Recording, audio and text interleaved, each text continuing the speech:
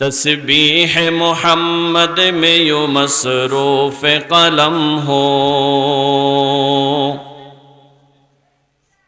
तस्बीह मोहम्मद में यूं मसरूफ कलम हो। इल्हाम की रुमझुम हो तसव्वुर में हरम हो, इल्हाम की रुमझुम हो तसव्वुर में हरम हो। रंगो दले हर्फ हो, रंगो दले हर्फ हो खुशबू में बसे लाब। रंगो धले हर्फ हो खुशबू में दसे लफ्ज़। अंदाज़ सना हम सर मेयार इरम हो, अंदाज़ सना हम सर मेयार इरम हो। हर शई में तेरा अक्स उबारा है खुदा ने, हर शई में तेरा अक्स उबारा है खुदा ने। तख्लीक बहारा हो के तरतीब इरम हो, तख्लीक बहारा हो के तरतीब इरम हो। एक ख्वाब मुसलसल है कि तैबा में रहो हम,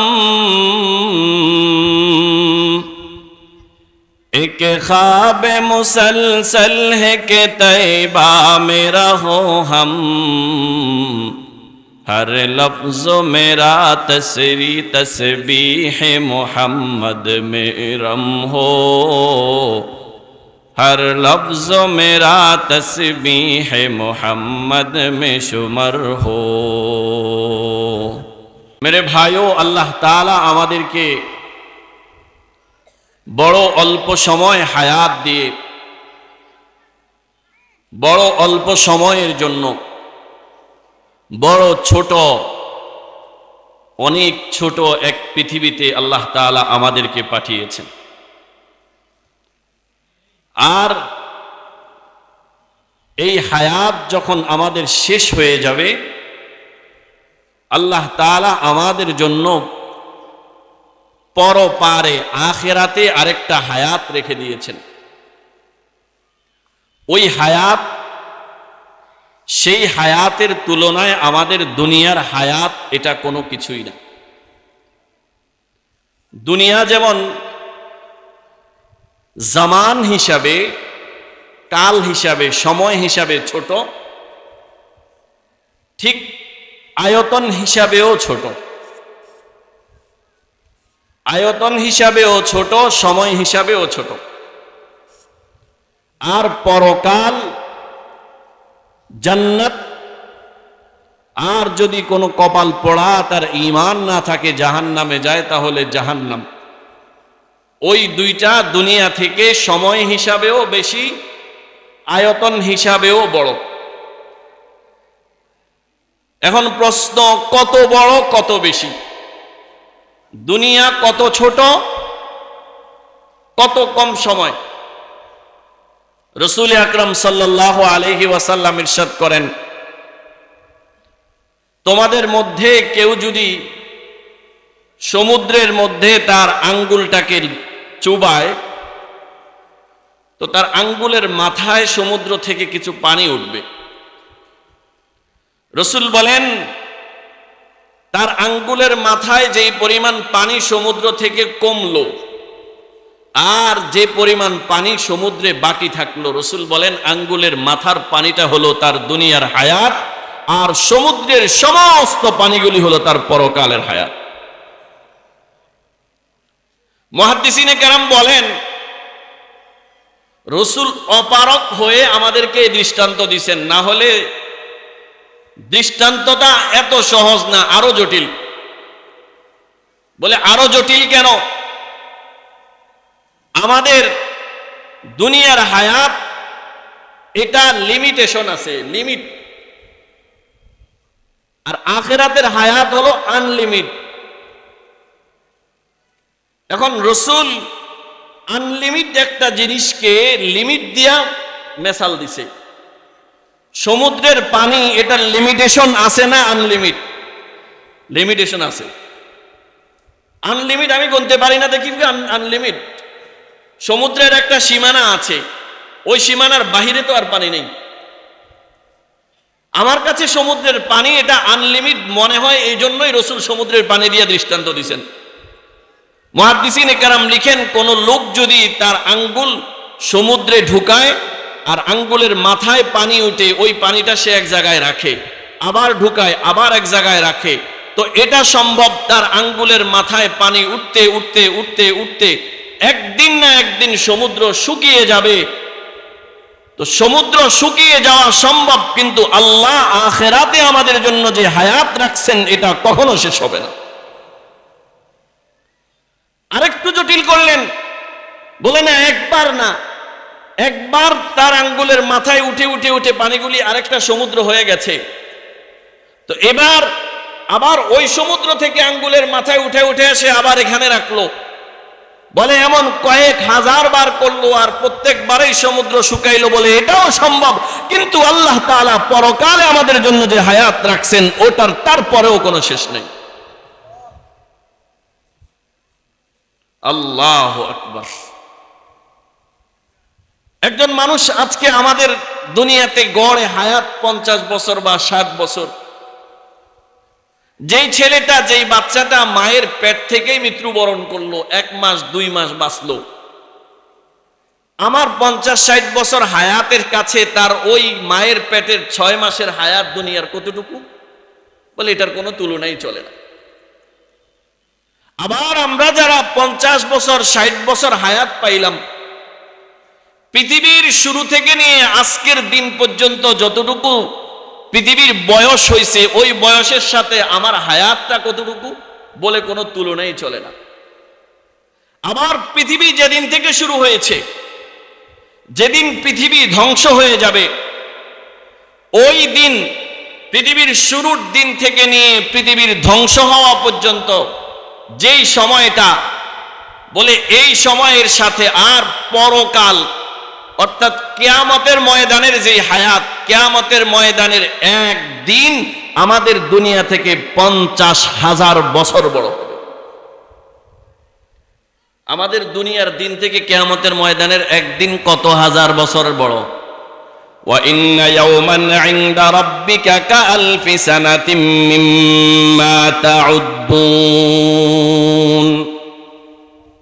অপর আয়াতে আল্লাহ বলেন মিকদারুহু 50 আলফ সানাহ। তো পৃথিবীর শুরু থেকে নিয়ে শেষ দিনের হায়াত আর কিয়ামতের ময়দানের একদিনের কাছে এটা খুব ছোট। আবার কিয়ামতের ময়দানের হায়াত মানুষের জান্নাত অথবা জাহান্নামের হায়াতের কাছে একদম ছোট। বড় চমৎকার করে আল্লাহ কোরআনে দৃষ্টান্ত দিয়েছেন, যেদিন কিয়ামত হবে, তো সেদিন কিয়ামত কায়েম হয়ে যাওয়ার পরে, কিয়ামতের পরে যখন মানুষকে পুনরুত্থান করা হবে, তখন জাহান্নামীরা একজন আরেকজনকে জিজ্ঞাসা করবে, এই কতদিন ছিলা দুনিয়াতে?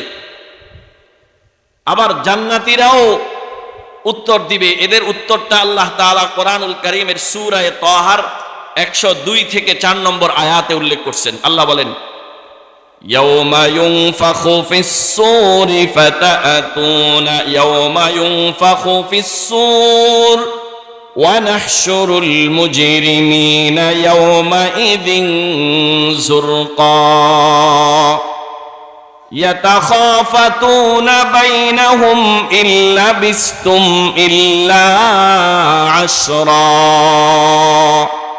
রব্বুল আলামিন বলেন, যেই দিন হযরতে ইসরাফিল আলাইহিস সালাম সিংহাতে ফুঁক দিয়ে দেওয়া হবে, ইসরাফিল আলাইহিস সালাম সিংহাতে ফুঁক দিয়ে দেওয়ার পরে যখন পৃথিবীর মানুষগুলির পুনরুত্থান হবে, আবার কিয়ামতের ময়দানে হিসাব নিকাশের জন্য পৃথিবীর মানুষগুলি উঠবে।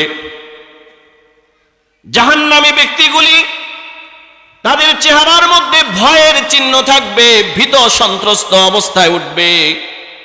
আর ওরা উঠে বলতে থাকবে, ক্বালু ইয়া ওয়াইলানা মান বাসানা হাযা মিন মারকাদিনা হাযা মা ওয়াদার রহমান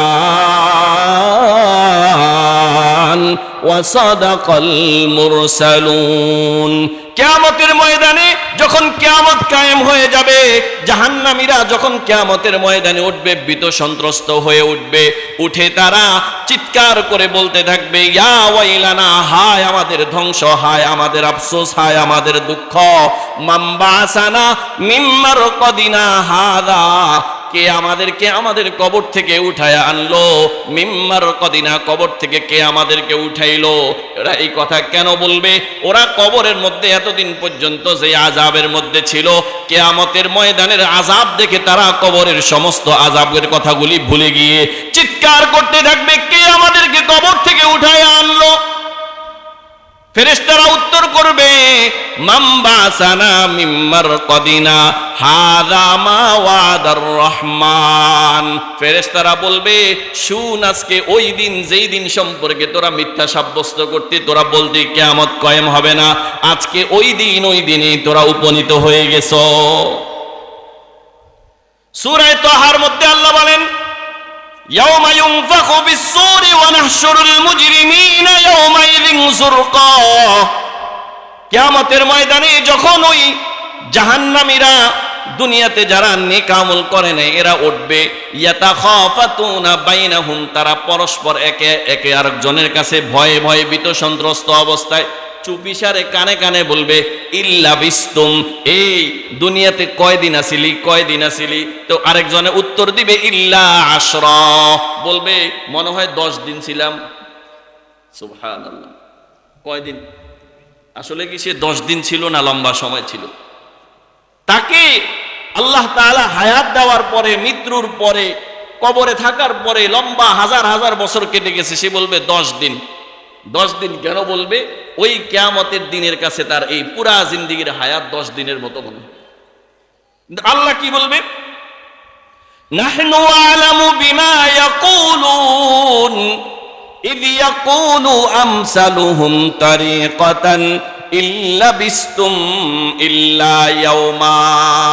তাদের কথা শুনে নেককার যারা আছে তারা বলবে, এরা পাগল, 10 দিন না, তোকে আল্লাহ দুনিয়াতে যেই পরিমাণ হায়াত দিছে, ওই হায়াতটা আজকের দিনের হিসাবে মাত্র 1 দিন। কয়দিন? এখানে তো আল্লাহ 1 দিনের কথা বললেন। আরেক জায়গাতে আল্লাহ বলেন, ক্বালা কাম লাবিস্তুম ফিল আরদি আদাদা সিনিন ক্বালু লাবিসনা ইয়াওমান আও বা'দা ইয়াওমিন ফাসআলিল আদ্দিন ক্বালা ইল্লা বিস্তুম ইল্লা কলিলান লাও আন্নাকুম কুনতুম তা'লামুন। আল্লাহ রাব্বুল আলামিন কিয়ামতের ময়দানে মানুষগুলোকে জিজ্ঞাসা করবেন, কাম লাবিস্তুম ফিল আরদি আদা সিনিন, ও পৃথিবীর নাফাক, ও পৃথিবীর সমস্ত জালেমরা, বলো দুনিয়াতে তোমরা কয় দিন আছিলা, কয় বছর আছিলা? এরা একজন আরেকজনের চেহারার দিকে তাকাতে থাকবে আর বলবে, লাবিসনা ইয়াওমান আও বা'দা ইয়াওম, আমরা 1 দিন অথবা অর্ধ দিন ছিলাম। কিন্তু আল্লাহ রাব্বুল আলামিন উত্তর দিবেন, ক্বালা ইল্লা বিস্তুম ইল্লা কলিলা, শোনো তোমরা কিয়ামতের ময়দানে আজকে যেই দিনে উপনীত হয়েছো, আর তোমার দুনিয়ার জিন্দেগিতে যত বছর তুমি হায়াত পাইছো, তোমার দুনিয়ার জিন্দেগির হায়াতটা আজকের এই পরকালের হায়াতের কাছে কলিলা, ছোট, কোনো তুলনাই চলে না, কোনো তুলনা চলে না। কোথায় অনন্ত অসীম হায়াত আর কোথায় সীমিত হায়াত, যেটা আল্লাহর রাসূল এই হাদিসের মধ্যে ব্যাখ্যা করলেন, যে ওই যে আঙ্গুলের মাথার পানি আর ওই সমুদ্রের পানি, বলে সমুদ্রের পানিও শেষ হয়ে যাবে, বলে কিয়ামতের ময়দানে আল্লাহ পরকালে আমাদেরকে যে হায়াত দিবেন এটা কখনো শেষ হবে না। তো আল্লাহ আমাদেরকে এই অল্প সময় হায়াত দিয়া দুনিয়াতে পাঠাইলেন কেন? ওই অনন্ত অসীম হায়াতের জন্য আমরা প্রস্তুতি গ্রহণ করা। এটা মানুষের বিবেকের দাবি যে অসীম সময়ের জন্য, অল্প সময়ে অসীম সময়ের জন্য প্রস্তুতি গ্রহণ করা এটা কোনো মানুষের পক্ষে সম্ভব। হায়াত তো অল্প, সীমিত, এটার জন্য আপনি অসীম সময়ের জন্য প্রস্তুতি কিভাবে গ্রহণ করবেন? এটা বিবেকের তাকাজা। কিন্তু আল্লাহ রাব্বুল আলামিন বলেন, হ্যাঁ তোর হায়াত সীমিত, বাকি ওই হায়াত, এই সীমিত সময়ের হায়াতকে যদি তুমি কাজে লাগাও, আমি আল্লাহ তোমাকে এটার পরিবর্তে অসীম জিনিস দিয়ে দিব।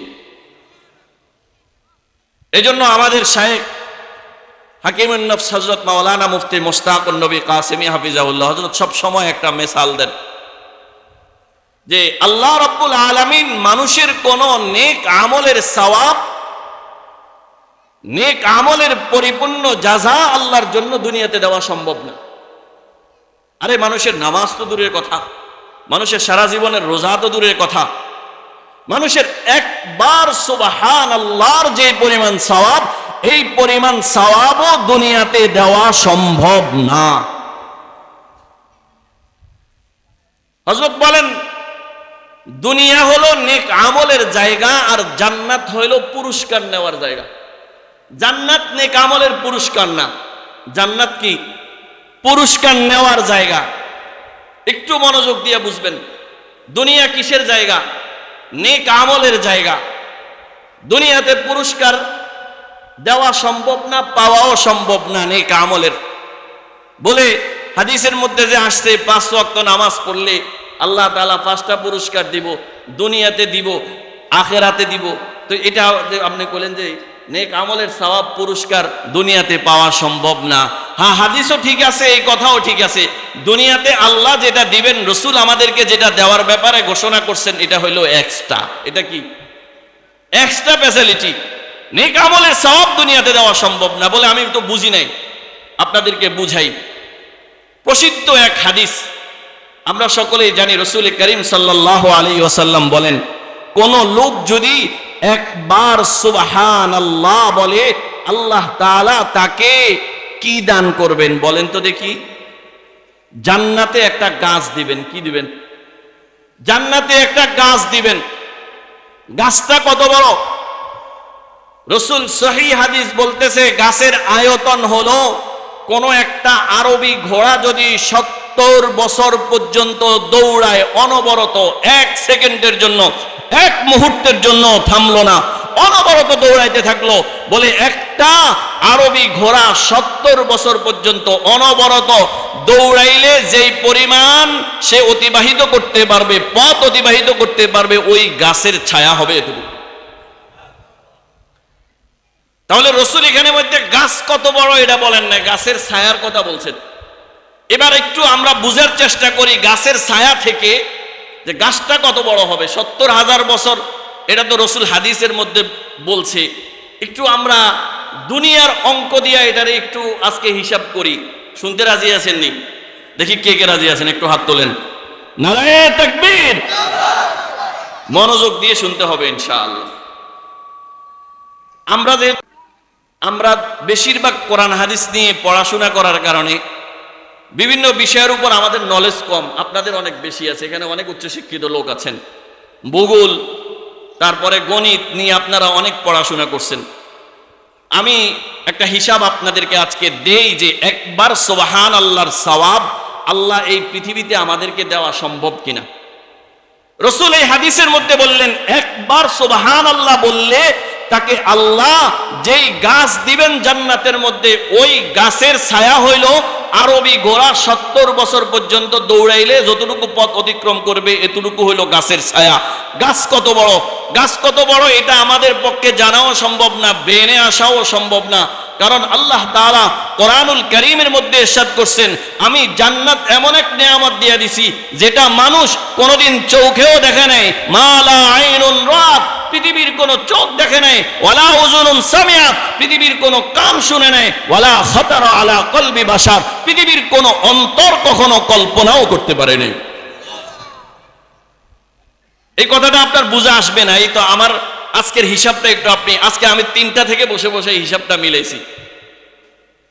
একবার সুবহানাল্লাহর সওয়াব কি বলছে? কতটুকু বলেন আপনারা, আমার সাথে একটু বলতে হবে। 70 বছর ঘোড়া দৌড়াইলে যতটুকু পথ অতিক্রম করবে এতটুকু পথ, এতটুকু বড় গাছ আল্লাহ দিবেন। এখন একটা আরবি ঘোড়া সে কতটুকু দৌড়ায়? একটা আরবি ঘোড়া প্রতি ঘন্টায় 50 মাইল গতিতে দৌড়ায়। ঘন্টায় কত মাইল? 50 মাইল গতিতে দৌড়ায়। এখন একটা আরবি ঘোড়া যদি ঘন্টায় 50 মাইল দৌড়ায়, তাহলে সে 24 ঘন্টায় কয় মাইল দৌড়াবে? 50 ইন্টু 24, আমি হিসাব করছি 1200 মাইল। কত মাইল? 1200 মাইল। তাহলে একটা আরবি ঘোড়া অনবরত দৌড়াইলে একদিনে কয় মাইল দৌড়ায়? দেখিয়েন, কিলোমিটার না মাইল। মাইল আর কিলোমিটারের পার্থক্য আছে। 1200 মাইল। যদি দৈনিক 1200 মাইল দৌড়ায়, তাহলে এক মাসে কত মাইল দৌড়াবে? 1200-কে 30 দিয়ে আপনি গুণ করেন, 36,000 মাইল। কত মাইল? একটা আরবি ঘোড়া প্রতি মাসে কত মাইল দৌড়ায়? অনবরত 36,000 মাইল দৌড়ায়। এবার এতটুকু কথা এখানে রাখেন, প্রতি মাসে একটা আরবি ঘোড়া 36,000 মাইল দৌড়ায়। এবার একটু আপনাদেরকে ভূগোল থেকে কিছু কথা বলি। আমি নেট থেকে সার্চ করে করে কথাগুলি বের করছি। ভৌগোলিক, আপনারা এখন মোবাইলে যদি সার্চ দেন, আমাদের পৃথিবীর পরিধি, পৃথিবীটা তো গোল, পৃথিবীর পরিধি কতটুকু, পৃথিবীর পরিধি কত মাইল, আপনি এখন গুগলে সার্চ দিলে পৃথিবীর পরিধি বের হবে। পৃথিবীর মধ্যে বিজ্ঞানীরা কিছু তাদের নিজেদের থেকে রেখা তৈরি করছে পৃথিবীর পরিমাপ তৈরি করার জন্য। এই রেখার মধ্যে একটা রেখা হলো বিশুদ্ধ রেখা। এই বিশুদ্ধ রেখা অনুযায়ী যদি পৃথিবীকে পরিমাপ করে, তাহলে পৃথিবীর লম্বা হলো 24,000 মাইল। কত মাইল? 24,000 মাইল। আপনি এই কথাটা আরেকটু সহজে বুঝবেন।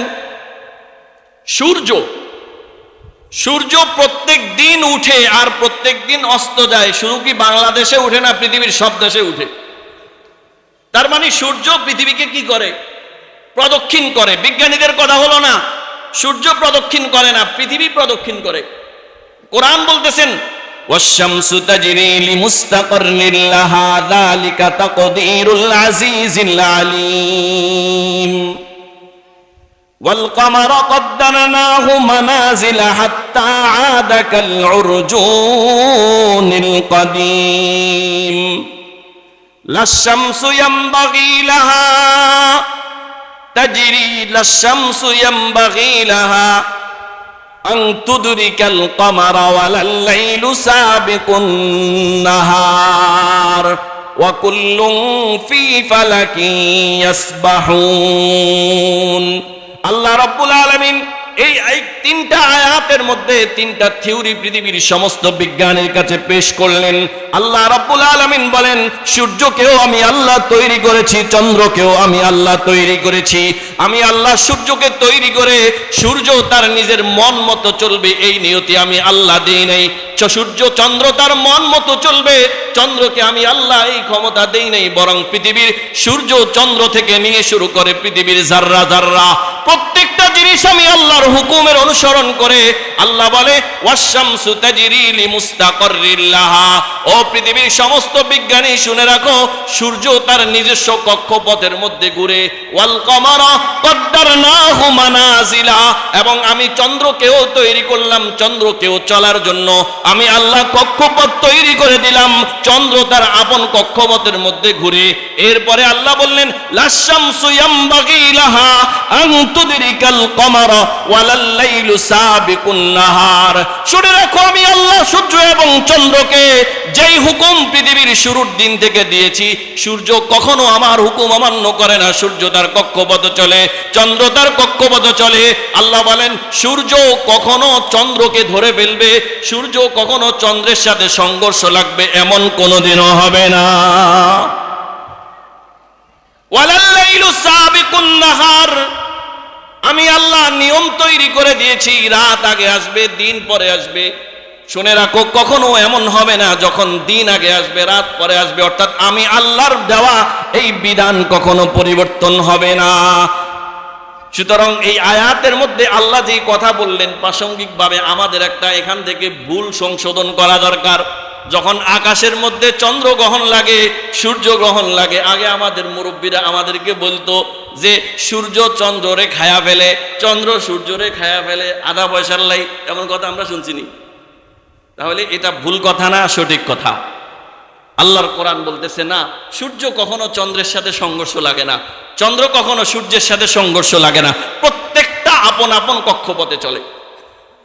আমি যে কথা বলার জন্য আয়াতগুলি আপনাদের সামনে পড়লাম, সূর্য পৃথিবীকে প্রদক্ষিণ করে, বিজ্ঞান বলে পৃথিবী সূর্যকে প্রদক্ষিণ করে। আবার এক জায়গাতে দুইটা থিওরিকে এক করা যায়, যেহেতু সূর্য, চন্দ্র, পৃথিবী এগুলি সবগুলি হলো ওই মহাবিশ্বের গ্যালাক্সির মধ্যে যেই গ্রহগুলি আছে, এক একটা গ্রহ, তো প্রত্যেক গ্রহ যখন তার আপন কক্ষপথে চলে, তো সূর্য সূর্যের কক্ষপথে চলে, পৃথিবীও পৃথিবীর কক্ষপথে চলে। এটা মানলে কোরআন এবং বিজ্ঞান দুইটাকে কি করা হয়? আর ইয়ে করা হয় না। এবার সূর্য যে পৃথিবীকে প্রদক্ষিণ করে অথবা পৃথিবী সূর্যকে প্রদক্ষিণ করে, সূর্য যে ঘুরে, পৃথিবী যে ঘুরে, এটার গতি কতটুকু? এটার ঘোরার গতি হইল ঘন্টায় 1000 কিলোমিটার। কত কিলোমিটার? ঘন্টায় যদি 1000 কিলোমিটারে ঘুরে, তাহলে 24 ঘন্টায় কয় হাজার কিলোমিটার? 24 ঘন্টায় 24,000 কিলোমিটার। এই 24,000 কিলোমিটার বাংলাদেশের, আজকে এখান থেকে সূর্য উঠছে, ওই 24,000 কিলোমিটার ঘুরে 24 ঘন্টা পরে আবার এখানে আসে। তাহলে বোঝা গেল পৃথিবীর বিশুদ্ধ রেখা অনুযায়ী পৃথিবীর যেই পরিধি, এটা হলো 24,000 মাইল। কতটুকু? 24,000 মাইল। এতটুকু কথা বুঝে আসছে? এবার আমার ওই আগের কথায় ফিরে যান। মনে আছে একটা আরবি ঘোড়া ঘন্টায় কত মাইল দৌড়ায়? 50 মাইল। এক মাসে কত মাইল দৌড়ায়? 36,000 মাইল। কত মাইল? 36,000 মাইল। তাহলে দুইটা কথা আমাদের প্রথম বুঝতে হবে, একটা আরবি ঘোড়া এক মাসে 36,000 মাইল দৌড়াইতে পারে, তা না 36,000 মাইল। আর আমাদের পৃথিবীর পরিধি হইল 24,000 মাইল। এবার এই আরবি ঘোড়া যদি আমাদের পৃথিবীর এক প্রান্ত থেকে, বিশুদ্ধ রেখার এক প্রান্ত থেকে দৌড়ানি শুরু করে আর অপর প্রান্তে সে দৌড়ায়, তো তার পুরা পৃথিবী ঘুরতে সে 36,000 মাইল। সূর্য একদিনে তো 24,000 মাইল ঘুরে, তাহলে 36,000 মাইল তার ঘুরতে কতটুকু সময় লাগবে? বা 36,000 মাইলে সে 1.5 দিন অতিবাহিত করবে। 36,000 মাইল চললে সে কতদিন অতিবাহিত করবে? 1.5টা পৃথিবী অতিবাহিত করবে। আবার একটু পিছন থেকে আসি, একটা আরবি ঘোড়া সে মাসে কতটুকু দৌড়ায় বলেন না? 36,000 মাইল। আর পৃথিবীর পরিধি হইল 24,000 মাইল। তাহলে একটা আরবি ঘোড়া 1 মাস অতিবাহিত করলে সে একটা পৃথিবী অতিক্রম করে আরো কতটুকু বাকি থাকে? আরো কতটুকু বাকি থাকে? অর্থাৎ 18 হয়। কত হয়? 18। 12 মাসে 1 বছর। অর্থাৎ সে 1 মাস অনবরত চললে সে 1.5টা পৃথিবী ভ্রমণ করতে পারে। সুবহানাল্লাহ। একটু জটিল হয়ে যাচ্ছে, আমার একটু বুঝতে সময় লাগছে, কিন্তু আমি রাসূলের হাদিস বোঝানোর জন্য আপনাদেরকে বললাম। সহজে এতটুকু বুঝেন যে একটা আরবি ঘোড়া সে অনবরত চলতে থাকলে প্রতি মাসে 36,000 মাইল, আর 1 মাসে 36,000 মাইল চললে সে পৃথিবীর বিশুদ্ধ রেখার এক পাশ থেকে ঘোরা শুরু করলে সে 1 মাসে 1.5টা পৃথিবী ভ্রমণ করতে পারবে। এবার যদি 1 মাসে সে 1.5 পৃথিবী ভ্রমণ করে, তাহলে 12 মাসে অর্থাৎ 1 বছরে কয়টা পৃথিবী ভ্রমণ করতে পারবে? 1 বছরে সে 18টা পৃথিবী ভ্রমণ করতে পারবে। সুবহানাল্লাহ, জোরে বলেন না। ঘুমায় গেছেন? যারা বুঝেন না তারা শুনে রাখেন, যারা বুঝেন তারা বুঝেন। এরপরে সামনে মূল কথা বুঝলে আপনার এতক্ষণের কথা কি বলছি পুরোটা বুঝে আসবে। যদি এবার সে 1 বছরে 18টা পৃথিবী সে ঘুরতে পারে, 18টা পৃথিবীর আয়তন সমান সে ঘুরতে পারে। তাহলে রসুল যে বললেন ওই যে আরবের গোড়া 70 বছর, এবার 70 বছরে সে কতটা পৃথিবী ভ্রমণ করতে পারবে? হিসাব করে দেখা গেল 70 বছরে সে 1260টা পৃথিবী ঘুরতে পারবে। সুবহানাল্লাহ। কয়টা? 1260টা। এবার আমি আপনাদেরকে বলি, যদি আল্লাহ তাআলা একবার সুবহানাল্লাহর সওয়াব দুনিয়াতে আমাদেরকে দেন, তাহলে এই পৃথিবীকে বড় করে আরো 1260 গুণ বড় করতে হবে। সুবহানাল্লাহ। এবার হিসাব তো এতটুকু আসছে, বলে হুজুর হিসাবকে এতটুকু শেষ না, এতটুকু শেষ না। হাদিসের মধ্যে আসছে কোন মানুষ যদি বাইতুল্লাহ শরীফের মধ্যে কোন আমল করে, তো ওই আমলের 1 লক্ষ গুণ সওয়াব আল্লাহ তাআলা দান করেন। এবার যদি সে ওই সুবহানাল্লাহ বাইতুল্লাহ শরীফের মধ্যে পড়ে, তাহলে ওই সওয়াব যদি 1 লক্ষ গুণ বাড়ে, কত হইতে পারে আপনারা হিসাব করেন, আমার আর বলার সময় নাই। আমি হিসাব করে দেখছি 1,26,00,000 পৃথিবী ভ্রমণের সমান হয়ে যায়। তার মানে আল্লাহ রাব্বুল আলামিন যদি এই পৃথিবীতে একবার সুবহানাল্লাহর সওয়াব দিতে চান, তো একবার সুবহানাল্লাহর সওয়াব দেওয়ার আগে এই পৃথিবীকে 1,26,00,000 গুণ বড় করতে হবে। এবার বলেন, নেক আমলের সওয়াব দুনিয়াতে দেওয়া সম্ভব না অসম্ভব? আরো জোরে বলেন, সম্ভব না অসম্ভব? তাহলে যারা আমরা নামাজ পড়ি আর আল্লাহর কাছে দোয়া করি, নিজের হাজত পুরা হয় না দেখা মন খারাপ হয়, মন খারাপ করার আর কোনো সুযোগ আছে? না দোস্ত, আমার আমলের সওয়াব এটা আল্লাহ রাব্বুল আলামিন দুনিয়াতে দিবেন না, কারণ দুনিয়াতে আমলের সওয়াব দেওয়ার জায়গাই না। আরে জায়গাই না, দুনিয়াতে একবার সুবহানাল্লাহর সওয়াব দেওয়াও সম্ভব না। যদি দুনিয়াতে একবার সুবহানাল্লাহর সওয়াব সম্ভব না হয়, তো আমার পুরা জীবনের নেক আমল, পুরা জীবনের নামাজ, পুরা জীবনের রোজার সওয়াব আমি কেমনে দুনিয়াতে আশা করি? এই জন্যই মুহাম্মদুর রাসূলুল্লাহ সাল্লাল্লাহু আলাইহি ওয়াসাল্লাম হাদিসে পাকের মধ্যে ইরশাদ করেন, আল্লাহ রাব্বুল আলামিন আমাদের জন্য পরকালে যে জান্নাত রেখে দিয়েছেন, পরকালে যে জান্নাত রেখে দিয়েছেন, রাসূল বলেন যেই লোকটা সর্বশেষ জান্নাতে যাবে, আল্লাহ রাব্বুল আলামিন তাকে এই দুনিয়া থেকে বড় 10 দুনিয়া পরিমাণ জান্নাত দান করবেন।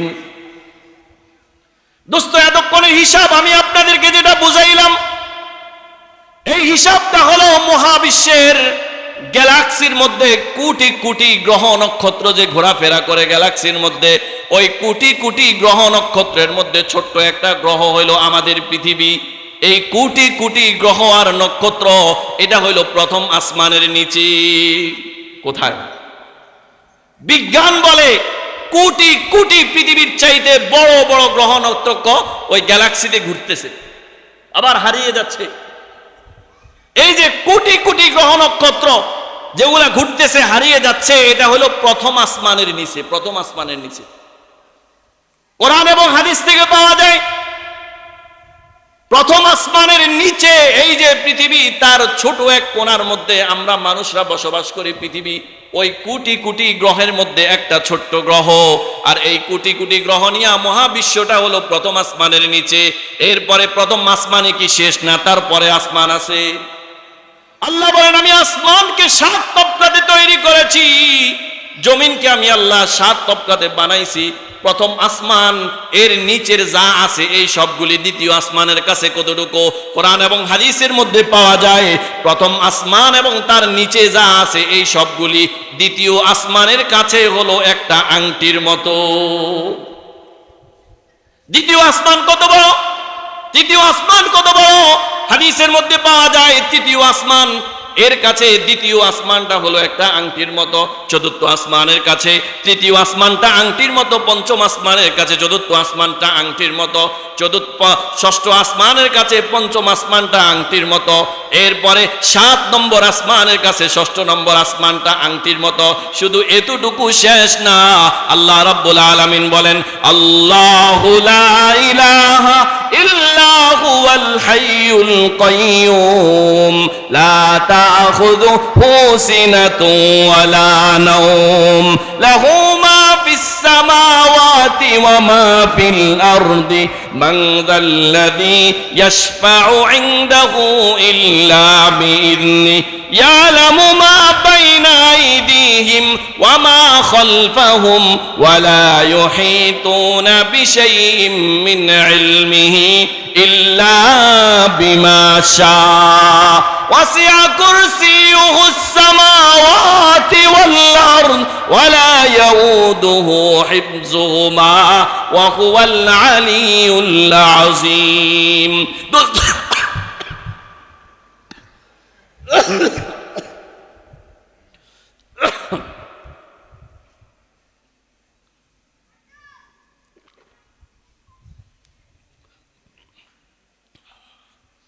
মুহতারাম হাজিরিন, এই যে আয়াতুল কুরসি আমি আপনাদের সামনে পড়লাম, দুইটা কারণে পড়েছি। এক নম্বর কারণ হলো যারা আমার সাথে আয়াতুল কুরসি পড়ছেন, আয়াতুল কুরসি পড়ার কারণে আল্লাহ রাব্বুল আলামিন আপনার প্রত্যেকটা হরফে 10টা করে নেকি দিয়ে দিয়েছে। মুহাম্মদুর রাসূলুল্লাহ হাদিসের মধ্যে বলেন, যেই মানুষ প্রত্যেক নামাজের পরে আয়াতুল কুরসি পড়ে আল্লাহ রাব্বুল আলামিন তাকে জান্নাতের এত কাছে পৌঁছে দেন, তার মধ্যে জান্নাত আর তার মধ্যে পার্থক্য শুধু তার মৃত্যু থাকে। এটা হলো এক নম্বর কারণ। দ্বিতীয় নম্বর কারণ এই যে বলেছিলাম 7 আসমান, এত বড় 7 আসমান আমার কাছে অনেক বড় হতে পারে, কিন্তু আয়াতুল কুরসির মধ্যে আল্লাহ রাব্বুল আলামিন বলেন এই 7 আসমান আর 7 জমিন সহ এই সবগুলিকে আল্লাহ রাব্বুল আলামিন তার আরশের নিচে রেখে দিয়েছেন। আল্লাহু আকবার। আল্লাহর আরশ কেমন, কল্পনা করা কেমন, কথার কথা। আর এই চেয়ারের নিচে আমি একটা ছোট্ট বাটি রেখে দিলাম, তো আল্লাহ রাব্বুল আলামিন এই 7 তবক আসমান আর জমিন সবগুলোকে আরশের নিচে রেখে দিয়েছে। আল্লাহু আকবার, আল্লাহু আকবার। এবার বলেন আল্লাহ তাআলা যে এই দুনিয়া থেকে বড় 10 দুনিয়া পরিমাণ মানুষকে জান্নাত দিবে, ওটা আমাদের পৃথিবী নামক গ্রহ না, পৃথিবী নামক গ্রহ না। ওই 7 আসমান আর 7 জমিন সহ এই পুরা সবকিছু এটাকে 10 গুণ করলে যতটা বড় হবে এতটা বড় সর্বশেষ জান্নাতের পরিধি হবে। তাহলে যারা আগে যাবে তার জান্নাত কত বড় হবে। মুহতারাম দোস্ত, আল্লাহ আমাদেরকে এই 50-60 বছরের হায়াত দিয়া পৃথিবী নামক এই ছোট্ট গ্রহের মধ্যে ওই অনন্ত অসীম জীবনের জন্য, সেই পরিধি ছাড়া জান্নাতের জন্য আল্লাহ তাআলা দুনিয়াতে পাঠিয়েছে। এবার বলেন সময় কম না বেশি? আর বলেন সময় কম না বেশি? কম। কাজ কম না বেশি? বেশি। প্রস্তুতি বেশি। যদি সময় কম হয়, কাজ বেশি হয়, প্রস্তুতি বেশি নিতে হয়, তখন সে কি খুব স্বাচ্ছন্দ্যে থাকে না টেনশনে থাকে? পরীক্ষার হলের মধ্যে যখন ছাত্রছাত্রীরা পরীক্ষা দিতে যায়, সময় কি আনলিমিটেড না লিমিটেড? কতটা? 3 ঘন্টা। কতটা? 3 ঘন্টা। সে 3 ঘন্টা সময়ে তার 5টা প্রশ্নের উত্তর দিতে হবে, সে পেরেশান থাকে। আমি আপনাদেরকে বলি পরীক্ষার সময় 3 ঘন্টা লিমিটেড, এবং সে জানে আমার আর আপনার হায়াত এটা কয় বছর, এটা আমি আর আপনি জানি। আরে বলেন কে জানেন আমার হায়াত এত বছর? না মৃত্যু যে কোনো মুহূর্তে হাজির হইতে পারে। এবার মৃত্যু যদি যে কোনো মুহূর্তে হাজির হইতে পারে, হায়াতের লিমিটেশন কতটুকু এটা জানি নাই, তাহলে আমার পেরেশানি কি পর্যন্ত রাখা উচিত? আমার পেরেশানি পরকাল সম্পর্কে কি পরিমাণ থাকা উচিত, আমার পেরেশানি কি পরিমাণ থাকা উচিত, এটা ডিসাইড করেন পরে। আগে দেখেন মুহাম্মদুর রাসূলুল্লাহর কি পরিমাণ পেরেশানি ছিল। হাদিসে পাকের মধ্যে আসছে মুহাম্মদুর রাসূলুল্লাহ সাল্লাল্লাহু আলাইহি ওয়াসাল্লাম আসমান আর জমিনের মধ্যে আল্লাহর পরে সর্বশ্রেষ্ঠ মাখলুক, সর্বশ্রেষ্ঠ নবী, সর্বশেষ নবী। বলেন কি কি বলছি? সর্বশ্রেষ্ঠ মাখলুক। বলেন বলেন সর্বশ্রেষ্ঠ মাখলুক, সর্বশেষ নবী। আরে বলেন না সর্বশ্রেষ্ঠ নবী, সর্বশেষ নবী। বলে এই কথা কেন বলছেন? এই কথাটা আপনাদের মুখ দিয়ে এই জন্য বলাইছি, কারণ আল্লাহর রাসূল সাল্লাল্লাহু আলাইহি ওয়াসাল্লামকে আজকে পৃথিবীতে একটা গ্রুপ বের হয়েছে যারা আল্লাহর রসুলকে নবী মানে ঠিক, কিন্তু সর্বশেষ নবী মানতে নারাজ। কাদিয়ানীদেরকে আপনারা চেনেন কিনা? মনে রাখবেন, একজন মুসলমান সে আল্লাহকে যেমন এক মানতে হবে, আল্লাহর যেমন ইবাদত করতে হবে, সাথে সাথে আল্লাহকে ছাড়া কারো ইবাদত করা যাবে না। ঠিক মুহাম্মদুর রাসূলুল্লাহ সাল্লাল্লাহু আলাইহি ওয়াসাল্লামকে সে যেভাবে নবী মানবে, মুহাম্মদুর রাসূলুল্লাহ সাল্লাল্লাহু আলাইহি ওয়াসাল্লামের পরে পৃথিবীতে আর কাউকে নবী হিসাবে মানতে, কেউ যদি মুহাম্মদুর রাসূলুল্লাহকে পরে যদি পৃথিবীকে আর কাউকে নবী হিসাবে মানে, তার ঈমান থাকতে, এটা হলো খতমে নবুয়তের আকীদা। একজন মুসলমান রসুলকে যেমন নবী মানবে, সাথে সাথে রসুলকে শেষ নবী মানবে। যে শুধু নবী মানবে, শেষ নবী মানবে না, সে মুসলমান হতে পারে না। আমাদের দেশেও মুসলিম নামধারী তথাকথিত একটা গ্রুপ আছে, যারা নিজেদেরকে আহমদিয়া মুসলিম জামাত বলে পরিচয় দেয়। তাদের গুরু হইল গোলাম আহমদ কাদিয়ানী। তারা দাবি করে যে মুহাম্মদুর রাসূলুল্লাহ শেষ নবী না, কাদিয়ানীও নাকি নবী। বলেন নাউজুবিল্লাহ। এই যে তারা দাবি করলো রাষ্ট্রীয়ভাবে, এই দাবির পরেও তারা নিজেদেরকে মুসলমান হিসাবে পরিচয় দিচ্ছে। আমাদের মুসলমানের কোনো কিছু করার আছে না নাই? আচ্ছা, এই মসজিদটা হলো আলহাজ হাফেজ কাশেম আলী জামে মসজিদ। কাশেম আলী সাহেব এখানে জায়গা দিছে বা মসজিদ করছে, এই জন্য উনার নামের মধ্যে মসজিদ। উনার ছেলে আমার সাথে সাক্ষাৎ করছে নামাজের আগে। দিয়ে হাতটা উঠান তো একটু, উনাকে দিয়ে। উনার নাতি যাই হোক, ছেলে নাই এখানে, আর নাতি। আচ্ছা যাক, কথার কথা, নাতিকে আমরা ছেলে ধরলাম এখন আপাতত। আজকে যদি এই মসজিদের নাম আলহাজ হাফেজ কাশেম আলী মসজিদ বাদ দিয়া, ধরেন আমার নাম দিয়ে দিল আলহাজ মাসুম বিল্লাহ মসজিদ, বলেন উনি কি খাতা গায়ে দিয়া বাড়ির ঘুম যাইব না? কালকে সকালে মাঠে নামে যাইব? আরো জোরে বলেন, নাম ঘুম যাইব না, মাঠে নামবো কেন? কারণ এটা তার দাদা করে গেছে, তার বাবা করে গেছে, তার পূর্বপুরুষের সম্পত্তি। এটা আরেকজন তার নাম দিয়ে খাইতেছে। তার বাবা, তার দাদা, তার বংশের ইজ্জত রক্ষার্থে সে তার জিন্দেগির শেষ রক্তবিন্দু দিয়ে হলেও এই মসজিদের মধ্যে তার বাবার ইজ্জত রক্ষা করবে। মুহতারাম দোস্ত, আমি আপনাদেরকে বলতেছি, মুহাম্মদুর রাসূলুল্লাহ সাল্লাল্লাহু আলাইহি ওয়াসাল্লাম সর্বশ্রেষ্ঠ নবী, সর্বশেষ নবী। এটা আমাদেরকে কে বিধান দিয়েছেন? আল্লাহ তাআলা বলেন, মা কানা মুহাম্মাদুন আবা আহাদিম মির রিজালিকুম ওয়ালাকির রাসূলুল্লাহি ওয়া খাতামান নবিয়্যিন। আল্লাহ বলেন মুহাম্মদ কারো বাবা নয়। মুহাম্মদ আল্লাহ রাব্বুল আলামিনের প্রেরিত রাসূল। শুধু রাসূল না, মুহাম্মদ হলো খাতামুন নবিয়্যিন। খাতামুন নবিয়্যিন, খাতাম শব্দের অর্থ কি? খাতাম শব্দের দুইটা অর্থ। খাতাম শব্দের এক অর্থ হলো শেষ, আরেক অর্থ হলো সিল মেরে দেওয়া, মোহর মেরে দেওয়া।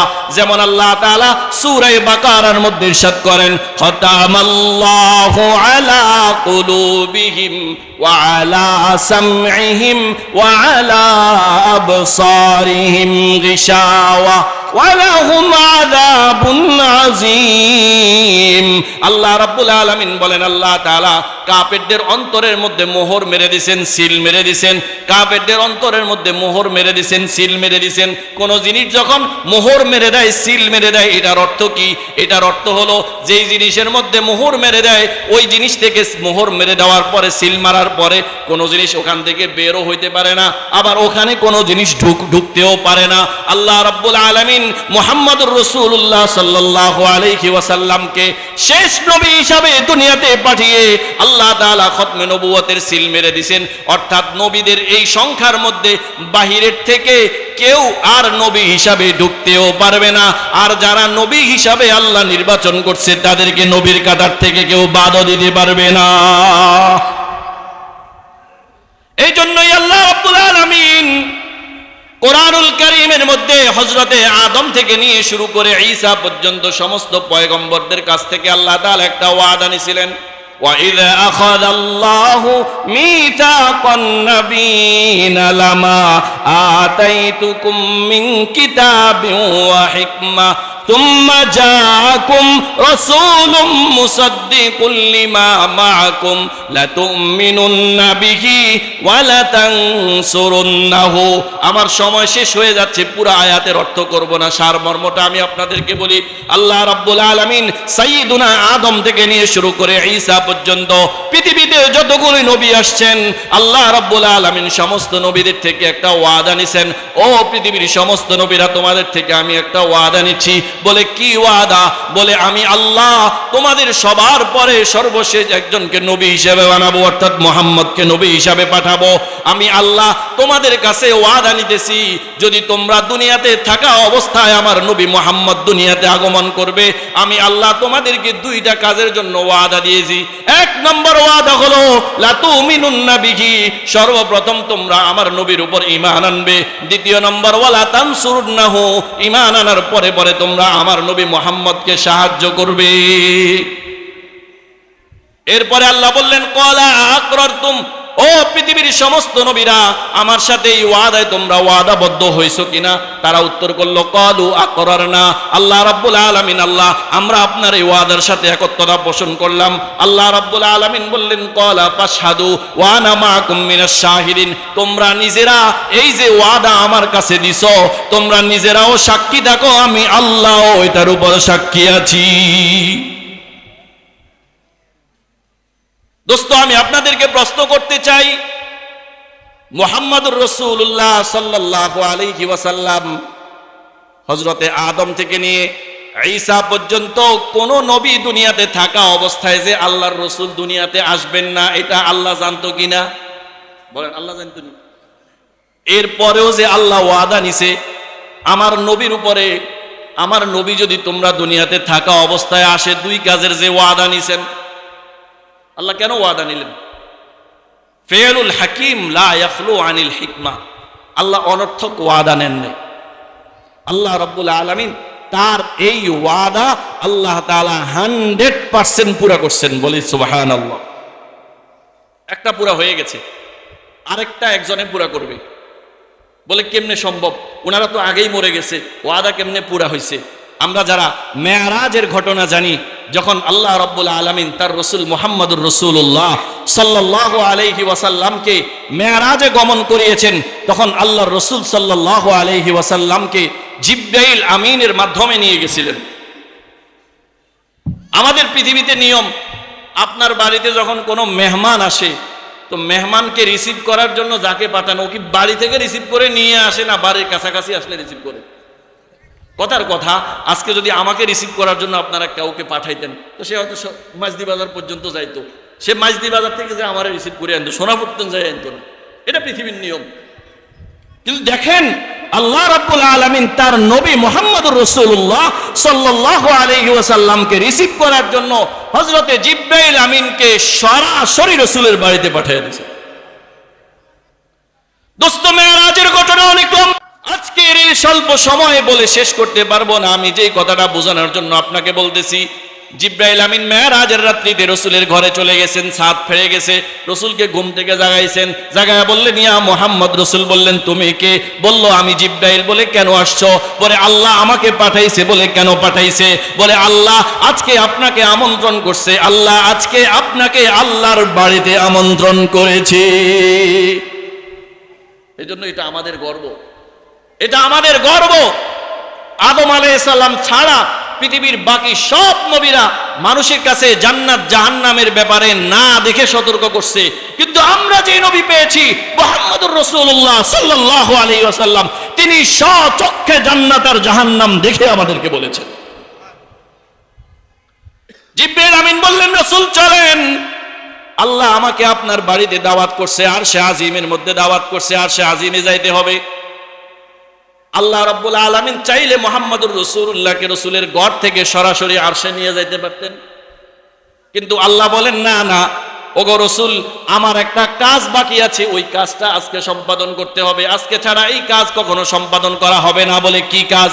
বলে আপনি জিবরিল আমিনের সাথে চলেন, সরাসরি আরশে যাবেন না, আপনি আপনার বাড়ি থেকে সফর শুরু করেন, আপনি গিয়ে বাইতুল মুকাদ্দাস মসজিদে আকসার মধ্যে সফর করেন। বলে আপনার সফরের স্টেশন কোথায়? মসজিদে আকসা। রাসূল মসজিদে আকসা চলে গেলেন। প্রতিমধ্যে অনেক লম্বা ঘটনা ঘটছে, এগুলা বলার সময় নেই। মসজিদে আকসার মধ্যে রাসূল যখন গেলেন, দেখলেন দুই পাশের মধ্যে সারিতে দাঁড়িয়ে রাসূলকে ইস্তেকবাল করতেছে। কে ইস্তেকবাল করতেছে? পৃথিবীর কোনো সাধারণ মানুষ না, সাইয়্যিদুনা আদম থেকে নিয়ে শুরু করে ঈসা পর্যন্ত সমস্ত পয়গম্বর রাসূলকে অভ্যর্থনা জানাচ্ছে। আল্লাহ আল্লাহ। রাসূলকে অভ্যর্থনা জানাইলেন। রাসূল মসজিদে আকসার মধ্যে চলে গেলেন। মসজিদে আকসার মধ্যে যখন রাসূল ঢুকলেন, আল্লাহ তাআলা জিবরাইল আমিনকে বললেন, ও জিবরাইল, আমার সমস্ত নবী এখানে উপস্থিত আছে, আমার বন্ধু উপস্থিত আছে, আমার গুরুত্বপূর্ণ কাজ আছে। বলে কি গুরুত্বপূর্ণ কাজ? বলে গুরুত্বপূর্ণ কাজ সময় মতো বুঝবা, তুমি এখন আজান দাও। হযরত জিবরাইল আমিন আজান শুরু করলেন। আল্লাহু আকবার, আল্লাহু আকবার, আশহাদু আল্লা ইলাহা ইল্লাল্লাহ, আশহাদু আন্না। এতটুকু এসে জিবরাইল আমিন থেমে গেছেন। কারণ আজকে তো এখানের মধ্যে শুধু মুহাম্মদুর রাসূলুল্লাহ উপস্থিত না, এখানে আদম ও সফিউল্লাহ উপস্থিত, মূসা কালিমুল্লাহ উপস্থিত, ঈসা রূহুল্লাহ উপস্থিত, ইব্রাহিম খলিলুল্লাহ উপস্থিত। আমি আশহাদু আন্না বলে এরপরে আদম সফিউল্লাহ বলবো না, মূসা রূহুল্লাহ বলবো, ঈসা রূহুল্লাহ বলবো না, আমি ইব্রাহিম খলিলুল্লাহ বলবো না, মুহাম্মদুর রাসূলুল্লাহ বলবো? হযরত জিবরাইল আমিন চুপ করে আছেন। আল্লাহ বললেন, ও জিবরাইল, চুপ কেন করলা? চুপ কেন করলা? বলল যে আল্লাহ, আজকে তো এখানে শুধু মুহাম্মদ উপস্থিত না, আদম থেকে ঈসা পর্যন্ত সমস্ত পয়গম্বর উপস্থিত, আমি নাম কাটটা নিব। আল্লাহ রাব্বুল আলামিন বলে, জিবরাইল শুনে রাখো, যেখানে আমার বন্ধু মুহাম্মদ আছে সেখানে আর কারো নাম চলবে না। আল্লাহু আকবার। জিবরাইল বলে ফেললেন, আশহাদু আন্না মুহাম্মাদার রাসূলুল্লাহ। জিবরাইল যখন আজান দিচ্ছেন, আমাদের যখন আজান দেয়, আজান দেওয়ার সময় মুয়াজ্জিন যখন আজান দেয়, মুয়াজ্জিনের আজানের সাথে সাথে যারা আজান শুনে, সাথে সাথে তাদেরও আজানের জবাব দেওয়া ওয়াজিব হয়ে যায়, আজানের জবাব দিতে হয়। একদিকে জিবরাইল আমিন আল্লাহু আকবার বলতেছেন, আদম থেকে নিয়ে ঈসা পর্যন্ত সমস্ত পয়গম্বর আল্লাহু আকবার বলতেছেন। জিবরাইল আমিন আশহাদু আল্লা ইলাহা ইল্লাল্লাহ বলতেছেন। আদম থেকে ঈসা পর্যন্ত সমস্ত পয়গম্বর আশহাদু আল্লা ইলাহা ইল্লাল্লাহ বলতেছেন। জিবরাইল আমিন বললেন, আশহাদু আন্না মুহাম্মাদার রাসূলুল্লাহ। আদমও বললেন, আশহাদু আন্না মুহাম্মাদার রাসূলুল্লাহ। মূসাও বললেন, আশহাদু আন্না মুহাম্মাদার রাসূলুল্লাহ। ঈসাও বললেন, আশহাদু আন্না মুহাম্মাদার রাসূলুল্লাহ। ইব্রাহিমও বললেন, আশহাদু আন্না মুহাম্মাদার রাসূলুল্লাহ। অর্থ কি? আমি সাক্ষ্য দিতেছি যে মুহাম্মদ সাল্লাল্লাহু আলাইহি ওয়াসাল্লাম আল্লাহর রাসূল। এবার বলেন, ওই যে আয়াতের মধ্যে আল্লাহ তাআলা ওয়াদা দিয়েছে, তোমাদের দুই কাজ করতে হইব। এক নম্বর কাজ কি? এক নম্বর কাজ হইল আমার নবীর উপর ঈমান আনা। বলেন, ঈমান আনা হলো কিনা? এবার দ্বিতীয় নম্বর কাজ, ওয়ালা তানসুরুন্নাহু, আমার নবীকে সাহায্য করতে হবে। নবীকে কি করতে হবে? সাহায্য করতে হবে। আল্লাহ বলেন যে এই কাজ বেকারে দেওয়া সম্ভব না। কে করবে? পুরা আম্বিয়ায়ে কেরামের জামাতের মধ্যে এই কাজ করার জন্য আল্লাহ তাআলা হযরতে ঈসা আলাইহিস সালামকে আসমানে উঠায় নিয়েছেন। বলে না, কাম বাকি আছে, তুমি জমিনে থাকতে পারবে না, তুমি মরে গেলে তো লাতানসুরুন্নাহুর ওয়াদা কে পুরা করবে? আল্লাহ রাব্বুল আলামিন কিয়ামতের আগে হযরতে ঈসা আলাইহিস সালামকে পাঠাইবেন। ঈসা আলাইহিস সালাম মুহাম্মদুর রাসূলুল্লাহ সাল্লাল্লাহু আলাইহি ওয়াসাল্লামের উম্মত হয়ে দুনিয়াব্যাপী মুহাম্মদুর রাসূলুল্লাহ সাল্লাল্লাহু আলাইহি ওয়াসাল্লামের দ্বীনের এই ইসলামের দাওয়াত দিয়ে পুরা বিশ্বজুড়ে ইসলামী খেলাফত প্রতিষ্ঠা করবেন। এবার বলেন, আমরা যারা ইসলামী খেলাফত স্বপ্ন দেখছি, আজ হোক কাল না হোক, অন্তত হযরতে ঈসা আলাইহিস সালাম এসেও আমাদের ইসলামী খেলাফত প্রতিষ্ঠা করবে ইনশাআল্লাহ। মেরে মুহতারাম দোস্ত, যদি ঈসা নবী দুনিয়াতে আসার পরে তার নবুয়তের সার্টিফিকেট থাকে না, নবুয়তদারি হয়ে তখন কাজ করতে না পারে, তাহলে গোলাম আহমদ কাদিয়ানী যে হারামজাদা বাথরুমের মধ্যে পড়ে বসছে, ওই হারামজাদা কেমনে নবী হতে পারে? এজন্য একজন ইমানদারের দায়িত্ব সে যেমন আল্লাহর উলুহিয়তের ব্যাপারে সতর্ক, গোলাম মোহাম্মদ কাদিয়ানী এবং কাদিয়ানীদের জামাতকে রাষ্ট্রীয়ভাবে অমুসলিম ঘোষণা করার জন্য তার সর্বাত্মক চেষ্টা করতে হবে ইনশাআল্লাহ। আচ্ছা দেখি এখানে বহুত মানুষ আছেন, কে এমন আছেন জিন্দিগিতে এই পর্যন্ত, একটু বয়স্ক যারা আছেন, এখন পর্যন্ত কোনো মিছিল মিটিংয়ে যান না, যেই দলে হোক, এ হোক বি হোক যেই হোক, কোনো মিছিল মিটিংয়ে কোনোদিন যান না, এমন কেউ আসেননি না? কেউ গেছি? আর দেখি কোনো না কোনো মিছিল মিটিংয়ে গেছেন, দেখি একটু হাত তোলেন তো। আমি গেছি, বহুত মিছিল মিটিংয়ে গেছি। আচ্ছা আপনি জিন্দিগিতে যত মিছিল মিটিংয়ে গেছেন, কিয়ামতের ময়দানে কোনো একটা মিছিলকে আল্লাহর কাছে পেশ করে বলতে পারবেন নি আল্লাহ এটার উসিলায় আমরা জান্নাত দিয়ে দেন? বলতে পারবেন? তবে আমি আপনাদেরকে আজকে এক মিটিং এর দাওয়াত দিয়ে যাই, এক সমাবেশের দাওয়াত দিয়ে যাই। কিয়ামতের ময়দানে মালিকের কাছে শুধু এটা পেশ করবেন আর বলবেন, মালিক এটাই তোমার রাসূলের ইজ্জতের জন্য করেছি, এটার উসিলায় তুমি আমাকে জান্নাত দিয়ে দাও। আগামী 15 তারিখ ঢাকার সোহরাওয়ার্দী উদ্যানে কোনো রাজনৈতিক দলের না, কোনো একক দলের না, সমস্ত মুসলমানদের উদ্যোগে, বাংলাদেশের সমস্ত মুসলমানদের উদ্যোগে কাদিয়ানীদেরকে রাষ্ট্রীয়ভাবে অমুসলিম ঘোষণা করার জন্য বিশাল সমাবেশ হবে। এই সমাবেশের মধ্যে কে কে যাইতে রাজি আছেন একটু দুই হাত তোলেন, একটু হাতটা তোলেন না, নিয়ত করেন না ইনশাআল্লাহ। মেলা মিছিল মিটিংয়ে, মেলা সমাবেশের মধ্যে গেছেন, এটা কোনো কাজে আসবে না। এই নিয়তে যাইবেন যে আল্লাহ শুধু তোমার রাসূলের ইজ্জত রক্ষা করার জন্য গেছি, আল্লাহ কিয়ামতের ময়দানে এটাকে উসিলা করে জান্নাতের ফয়সালা করে দিবেন ইনশাআল্লাহ। রাজি আছি তো ইনশাআল্লাহ? আল্লাহু আকবার। এবার আমার ওই আগের কথায় ফিরে যাই। মনে আছে আল্লাহর রাসূল সাল্লাল্লাহু আলাইহি ওয়াসাল্লাম, তিনি আশরাফুল মাখলুকাত, সর্বশ্রেষ্ঠ সর্বশেষ নবী হওয়ার পরেও আল্লাহর রাসূল পরকালের ব্যাপারে কেমন পেরেশান ছিলেন।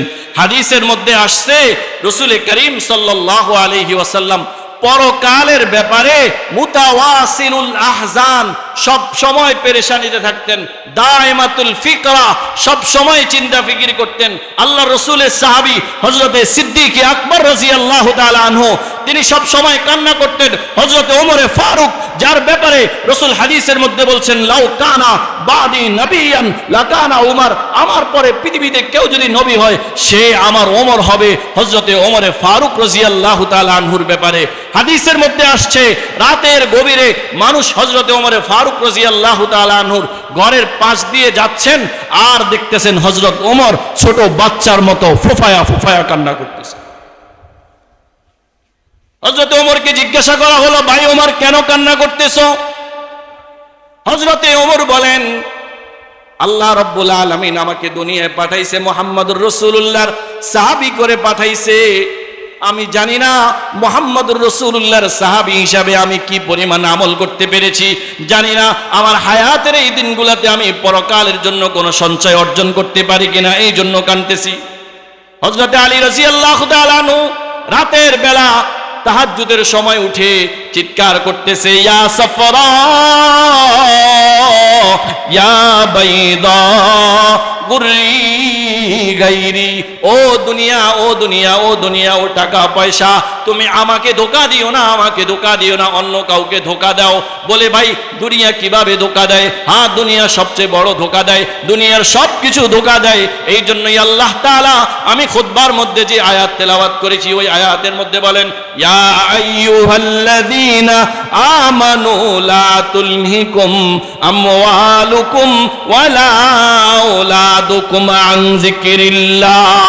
আল্লাহ বলেন, হে ঈমানদারেরা, লা তুলহিকুম আমওয়ালুকুম ওয়ালা আওলাদুকুম, তোমাকে তোমার মাল সম্পদ, ধন সম্পদ, টাকা বাড়ি, ব্যবসা বাণিজ্য ইত্যাদি যেন তোমাকে ধোঁকায় না ফেলে দেয়, ধোঁকায় না ফেলে দেয়। তোমার সন্তান যেন তোমাকে ধোঁকায় না ফেলে দেয়। কোন লোককে যদি দুনিয়া এবং তার দুনিয়ার সকল কিছু ধোঁকায় ফেলে দেয়, তার ব্যাপারে আল্লাহ বলেন, ওয়ামাইয়া ফাআল যালিকা ফাউলাইকা হুমুল খাসিরুন, যেই লোকটাকে দুনিয়া ধোঁকায় ফেলে দিল, আখিরাত থেকে গাফেল করে দিল, আল্লাহ বলেন এই লোকটা দুনিয়াতেও ধ্বংস হয়ে যাবে, আখিরাতেও ধ্বংস হয়ে যাবে।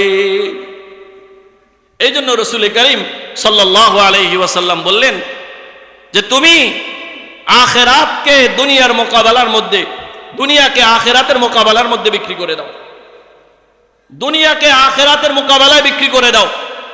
মানে তুমি তোমার দুনিয়া বিক্রি করে আখেরাতকে ক্রয় করো, কি হবে? রাসূল বলেন তুমি দুনিয়াতেও কামিয়াব হয়ে যাবে, আখেরাতেও কামিয়াব হয়ে যাবে।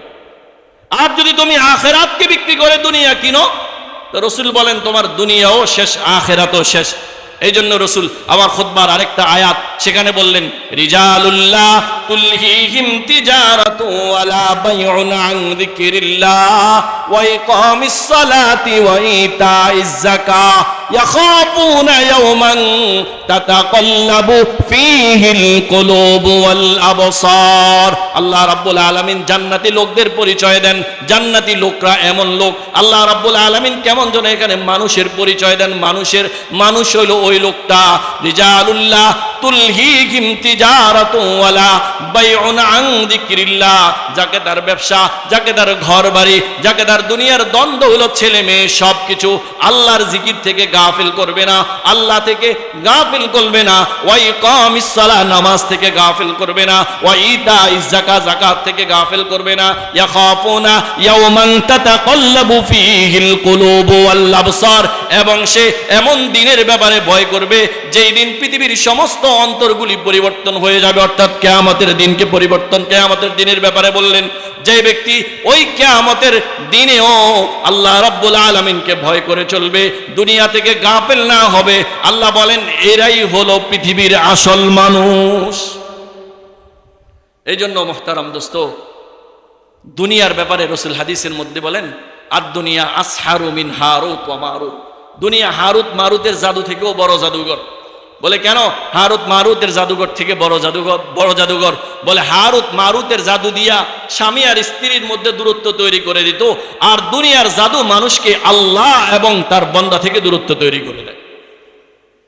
এই জন্য আজকের এই মাহফিলে, এই আলোচনাতে এটা ওয়াদা করা যায় যে ইনশাআল্লাহ আজকে থেকে আর নামাজ ছাড়বো না, ইনশাআল্লাহ। ওয়াদা করা যায় তো ইনশাআল্লাহ? আল্লাহ তাআলা আমাদের সবাইকে তৌফিক দান করেন।